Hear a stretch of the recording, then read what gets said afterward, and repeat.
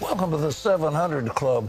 The prices of everything we buy is going up dramatically. There's crime in every single major city. Killings are the worst ever. There's a move to defund the police. Our borders are open and we're being flooded with aliens. And the American people have had it. And the people in charge of this government know that they're going to lose in the next election. They know that power is going to be taken away from them. Now they own the House, they own the Senate, and they own the White House. But they know that the American people are going to take it away from them. So they are prepared to bankrupt this country and install the highest tax burden we have ever seen in order for them to keep power. Now, it's called the worst legislation that's passed over the last century. That's how President Biden's infrastructure bill is being described. 70 senators are expected to vote for the $1 trillion plan. But that's just the beginning. It's a stalking horse on the $3.5 trillion social infrastructure. So we're looking at excess of $5 trillion, which will bankrupt our country and bring in ruinous taxation. So who's footing the bill? Well, you guessed it, you and your children and your grandchildren. Here's Capitol Hill correspondent Abigail Robertson. While many in Washington are praising the infrastructure bill as a bipartisan win for America, some fiscally conservative senators are raising alarms on how we're going to pay the $1.2 trillion tab. We were all told that this thing was completely paid for. Oops, not quite. Nearly 30 GOP senators oppose the infrastructure bill and $3.5 trillion budget reconciliation plan for one major reason. They're projecting to take our federal debt to $45 trillion. Joel Griffith from the Heritage Foundation tells CBN News American taxpayers will soon feel the effects of this ballooning national debt. Whether you're paying for this with a line item on your tax bill, or whether you're paying for it with slower growth or with higher prices, we are going to pay for it. Griffith is also concerned with where the money is going. There's just as much money in this bill for things like Amtrak and public transit as there is for freeways, highways, even though most people, of course, travel by car. And sees the bill as a down payment on progressive Democrats' Green New Deal. When state governments derive resources from the federal government to bolster their infrastructure, they're going to have to come up with carbon reduction plans. Even though it has bipartisan support, Griffith doesn't think it's a good bill. Some of the worst legislation that's passed over the past century has been bipartisan legislation. Now, the Senate will also be taking up the budget reconciliation bill this week, and it noticeably does not include an increase to the debt limit, which tees up a massive September showdown on Capitol Hill when the Treasury Department warns we will start exceeding our current borrowing limit. Pat? Abigail, they've got this 1.2 traditional infrastructure, but I understand that it'll be held up in the House. What is Nancy Pelosi asking for? Well, House Speaker Nancy Pelosi has said she will not bring the infrastructure bill to the floor for a vote without this $3.5 trillion budget reconciliation bill as well. And there's two things to watch here when both of these bills, which will likely pass the Senate, move to the House. Democrats have a very slim majority in the House right now, and you have moderate Democrats who are not fully on board with the $3.5 trillion budget reconciliation bill. Some are threatening not to vote for that. And here, with that slim majority, if there is, I think it's about 9 of them who don't vote for it, that bill might not pass the House. And then on the infrastructure bill, you have some of the most progressive Democrats who don't think that bill goes far enough, and they might not support it either. Now, it is unlikely that either of them are held up because historically, Democrats, more so than Republicans, when push comes to shove and they finally vote, do get their parties on board. But we could see some action when both those bills move on that might cause a little drama. Well, Abigail, we're talking about 5.3 when it's all put together. And what is the massive social spending programs? Yes, well, I'll talk about some of the major elements that we're seeing in this budget reconciliation plan, and they include calls for universal pre-K, 2 years of free college tuition, expanding the child care tax credit, expanding Medicare. Now, these programs, according to the Biden administration, would cost about $1.8 trillion over 10 years. There's also major funding for climate change and green energy, and it also gives permanent legal status to DACA recipients and farm workers. Well, they're actually got something in there for electric cars. They want to electrify the entire federal fleet in the next several years. Isn't that part of it? Yes, that is a major part of it. And actually, we're seeing progressive Democrats who are calling, I think it's almost $10 billion right now in the current Senate infrastructure bill for electric charging stations around the country. They're progressive Democrats who want to see $85 billion, and they want to make changes to the Senate bipartisan infrastructure bill. And they also, they want to electrify federal buildings. So we could see more money added to the $1.2 trillion bill when the House starts to negotiate it. You know, it just boggles the imagination to get this socialist thing in there. They do know they're going to lose the House, don't they, in the Senate? I mean, the American people have had enough of this. Yes, well, they seem to think that the bipartisan infrastructure bill is polling very well, but when it comes to this reconciliation bill, we'll see how that plays out when voters are starting to feel the inflation and some of the things Joel Griffith warned about in 2022 and 2024. All right, one last thing. This bill is going to restrict religious institutions. Let's talk about that. Yes. So there is a clause when it talks about expanding broadband internet access. There is a clause that ties these funds to acceptance of sexual orientation and gender identity theology as a condition for the funding. So this is going to affect some of the rural faith-based colleges, faith-based hospitals that might have more traditional views on marriage and on gender identity. If they don't accept a more progressive view on sexual identity and gender identity and sexual theology, then they might not be eligible for this expanded broadband internet access. So that's how that plays out there. Thank you, Abigail. I want to tell you that business about giving a holiday on rent would not pass the Supreme Court, and I think something like this would not pass the Supreme Court either, but they'll get it in place before a challenge is made in the court that it'll take too long.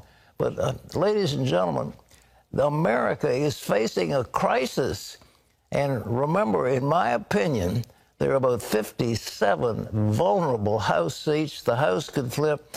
Several Senate seats could go. And the control of the Congress, and with the Speaker and all that goes along with it, is going to change in the next, the next election.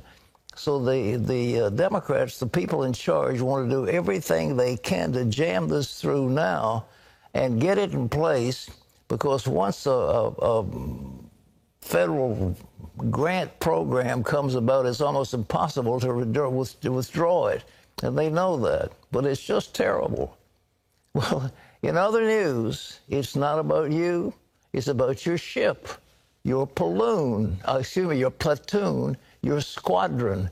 That's the message of the wake of mandatory COVID vaccines coming to the U.S. military. National security correspondent Caitlin Burke has the details of that one.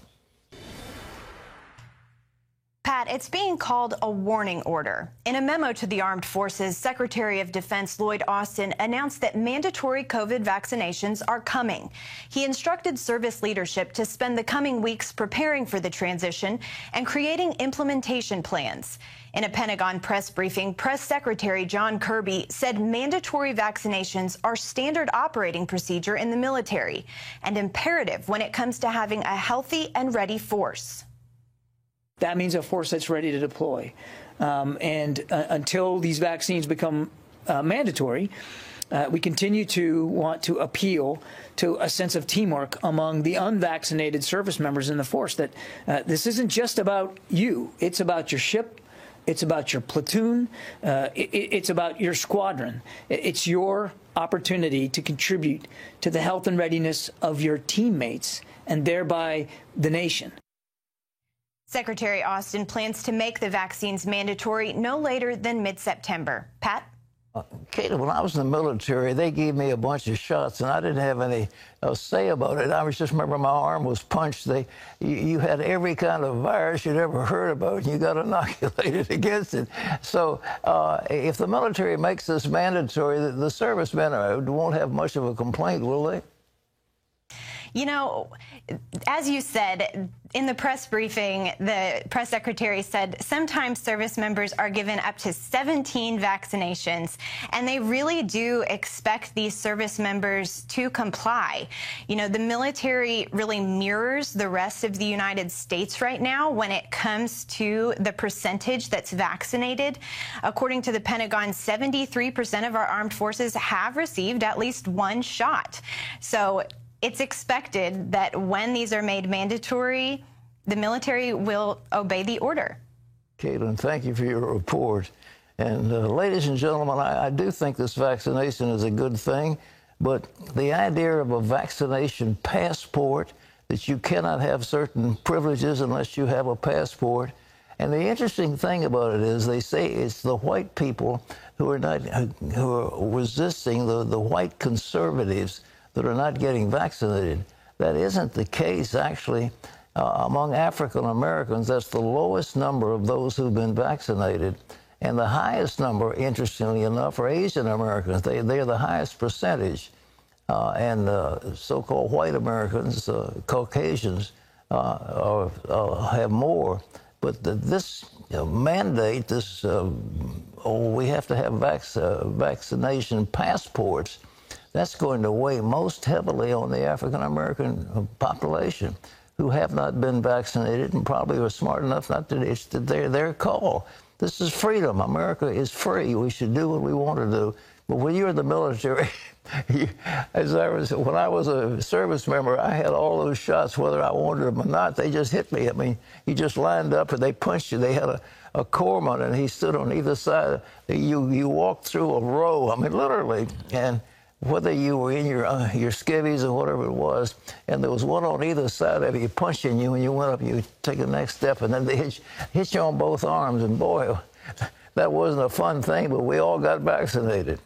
Well, also in the news, Governor Cuomo, Andrew Cuomo, governor of New York, is in hot water.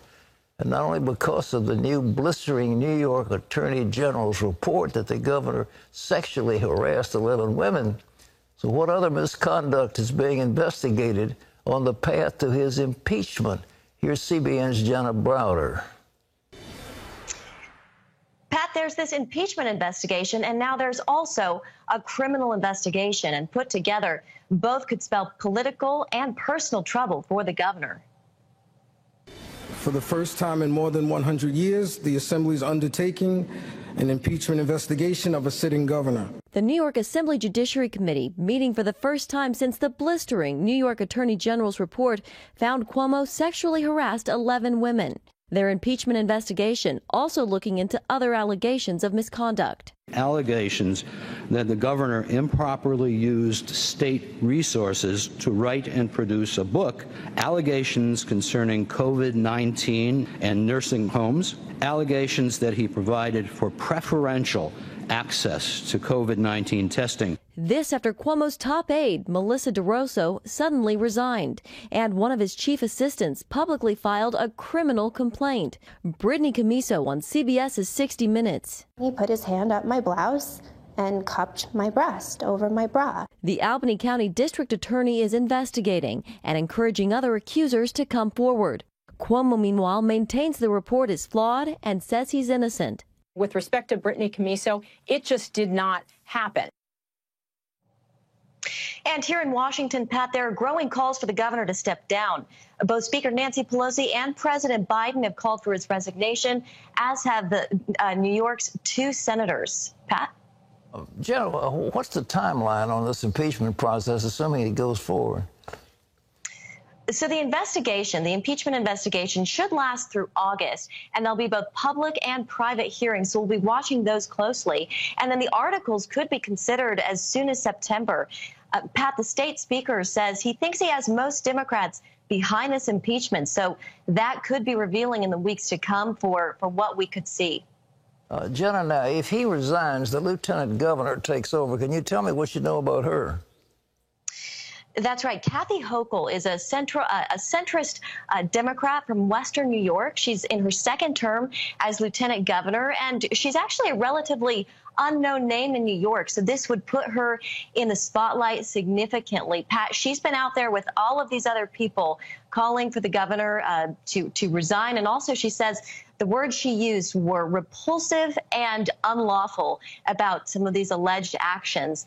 And Pat, we should mention, she would be the first female governor of New York if, in fact, Andrew Cuomo is removed from office. Well, Jenna, thank you for your report. And ladies and gentlemen, it looks like it's one more nail in the coffin of the Democratic Party. You've got the major governor of New York and California in trouble. There's a recall of Gavin Newsom in California, an impeachment process against the governor, the Democratic governor of New York, and it looks like the Senate and the House. A tsunami is coming. You watch it, it's coming against these people who've held power and misused power at every level. And America doesn't want corruption, and America doesn't want socialism, and the people are going to rise up against it. So keep your eyes open, but in the meantime, they're going to throw everything they can at the Democrat processes, and certainly Cuomo has done everything he can. The biggest problem that he had was when he brought COVID-sick people into nursing homes and caused the death of some hundreds of people. It was just nothing short of murder. But they had facilities available, and he did not use them. That's for starters. Now, they're talking about criminal activity in relation to what he does to these women. But this is, in my opinion, the major thing was killing people. But it looks like sexual harassment has taken to center stage as opposed to murdering nursing home people. But however it is, he's guilty on all counts, it looks like.